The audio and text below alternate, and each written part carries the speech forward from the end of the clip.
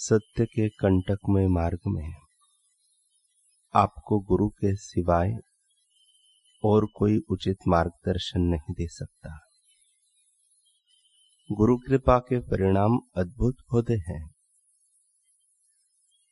आपके दैनिक जीवन के संग्राम में गुरु आपको मार्गदर्शन देंगे और आपका रक्षण करेंगे। गुरु ज्ञान के पथ प्रदर्शक है। गुरु ईश्वर, ब्रह्म, आचार्य, उपदेशक, दैवी गुरु आदि सब समानार्थी शब्द है। ईश्वर को प्रणाम करने से पहले अपने गुरु को प्रणाम करो, क्योंकि वे आपको ईश्वर के पास ले जाते हैं। गुरु आपके बदले साधना नहीं करेंगे, साधना तो आपको ही करनी होगी। गुरु आपको सच्ची राह दिखाएंगे। गुरु की कृपा से शिष्य अपने मार्ग में स्थित विघ्नों एवं संशयों को पार कर सकता है। गुरु शिष्य को भय स्थानों एवं बंधनों में से उठा लेंगे। गुरु आपको उठाकर समाधि में रख देंगे। ऐसा चमत्कार दिखाने की अपेक्षा अपने गुरु से रखना नहीं। आप स्वयं कठिन साधना करो।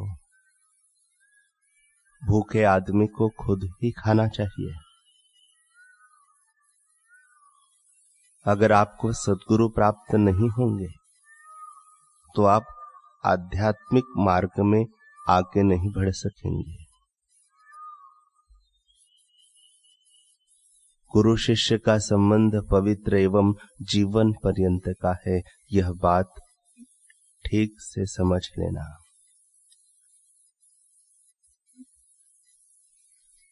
जिसको आत्म साक्षात्कारी गुरु मिलते हैं वह सचमुच 3 गुना भाग्यशाली होता है। शिष्य को गुरु की पूजा करनी चाहिए, क्योंकि गुरु से बड़ा और कोई नहीं है। आध्यात्मिक मार्ग तीक्ष्ण तलवार की धार का मार्ग है। गुरु उस मार्ग को बहुत सुगम बना देते हैं। एक साधक को चाहिए कि वह गुरु के बताए हुए मार्ग में चले, क्योंकि ऐसा करने पर वह बड़ी सहजता से इस पथ की उलझनों को पार कर सकता है।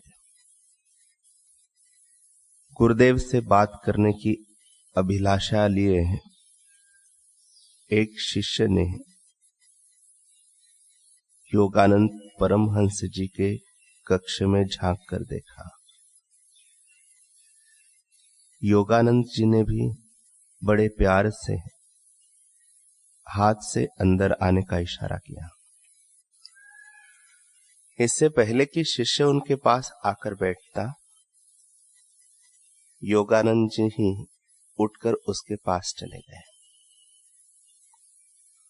उसका हाथ थामा और उसे दीवार पर लगी बड़ी सी घड़ी के पास ले गए। घड़ी का पेंडुलम टिक टिक की आवाज करता हुआ इधर से उधर जा रहा था।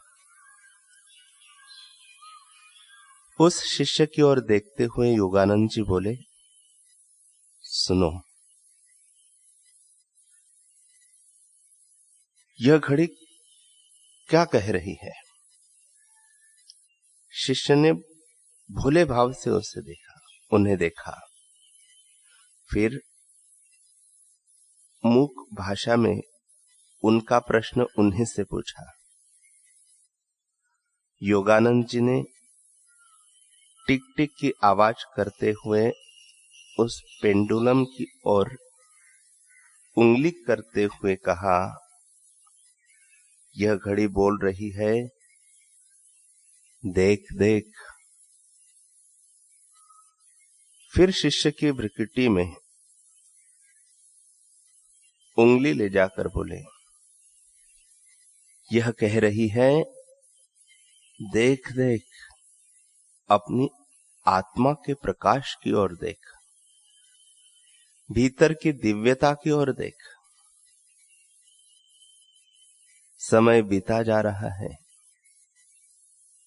एक पल भी व्यर्थ गवाए बिना अधिक से अधिक ध्यान साधना से आत्म साक्षात्कार कर, उसके संग जुड़।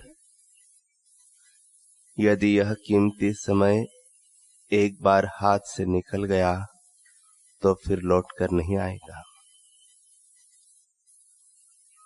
शिष्य ने हाथ जोड़कर हाँ में सिर हिला दिया। जानता था कि गुरुदेव ने कितनी खूबसूरती से उसके प्रश्न को बिना पूछे ही हल कर दिया था। दरअसल वह मन में बैठी बेकार की एक बात से परेशान हुआ जा रहा था। उस बात को सोचकर यूं ही समय गवा रहा था। इस कारण से उसकी ध्यान साधना भी प्रभावित हो रही थी। गुरुदेव ने सीधे ही इंगित कर दिया कि बेकार की बातों में पड़कर समय बेकार मत करो, अधिक से अधिक अपनी साधना करने में लग जाओ। लेकिन अगले ही पल उस शिष्य ने दूसरी समस्या गुरुदेव के श्री चरणों में रख दी।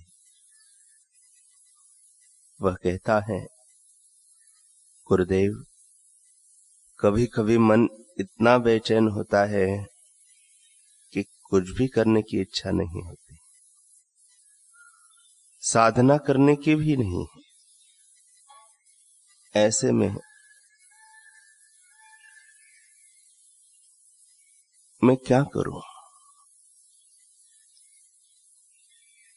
योगानंद जी ने उत्तर में एक सुंदर उपाय उसे पकड़ा दिया।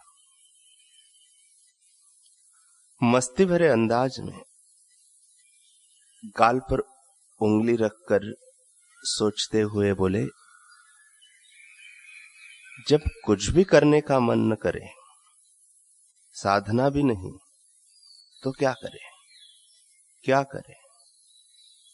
थोड़ा रुककर मुस्कुराते हुए बोले, ऐसा करे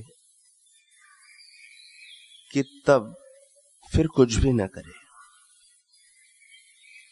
बस अपने गुरु के संग बिताए हुए पलों को याद करे, उनकी बातों को स्मरण करे, उन लम्हों को फिर से जिए। ऐसा करने से तुम्हारा समय कुछ नहीं करते हुए भी व्यर्थ नहीं जाएगा। साथ ही तुम उस बेचैनी से निकलकर मन में सुकून और आनंद महसूस करोगे।